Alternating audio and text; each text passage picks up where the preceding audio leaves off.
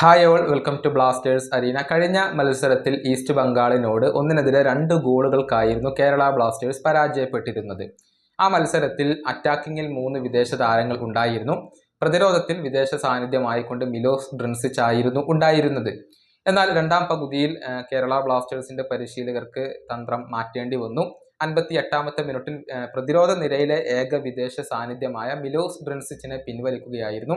തുടർന്ന് ഒരു all India ഡിഫൻസുമായാണ് Kerala Blasters കളിച്ചത്. മുന്നേറ്റത്തിൽ മുഴുവൻ വിദേശ താരങ്ങളായിരുന്നു. ഒരു വിദേശ അറ്റാക്കിംഗ് നിരയുമായാണ് പിന്നീടുള്ള സമയം കേരള ബ്ലാസ്റ്റേഴ്സ് കളിച്ചിരുന്നത്.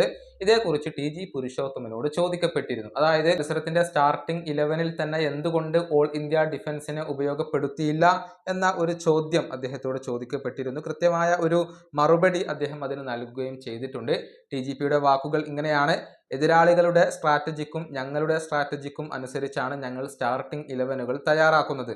അല്ലാതെ ഇന്ത്യൻ താരങ്ങളിലോ വിദേശ താരങ്ങളിലോ ഉള്ള വിശ്വാസവുമായി ബന്ധപ്പെട്ടതല്ല.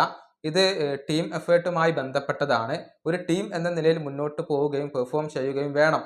എല്ലാ താരങ്ങളും അവരവരുടെ കടമകളും ഉത്തരവാദിത്തങ്ങളും നിർവഹിക്കേണ്ടതുണ്ട്. ഇതാണ് ടി ജി പി പറഞ്ഞിട്ടുള്ളത്. അതായത് ഇന്ത്യൻ താരങ്ങളോ അതല്ലെങ്കിൽ വിദേശ താരങ്ങളോ എന്നിങ്ങനെ വേർതിരിച്ച് കാണുന്നില്ല, മറിച്ച് ഒരു ടീം ആയിക്കൊണ്ടാണ് മുന്നോട്ട് പോകേണ്ടത് എന്ന് തന്നെയാണ് ഇദ്ദേഹം വ്യക്തമാക്കിയിട്ടുള്ളത്.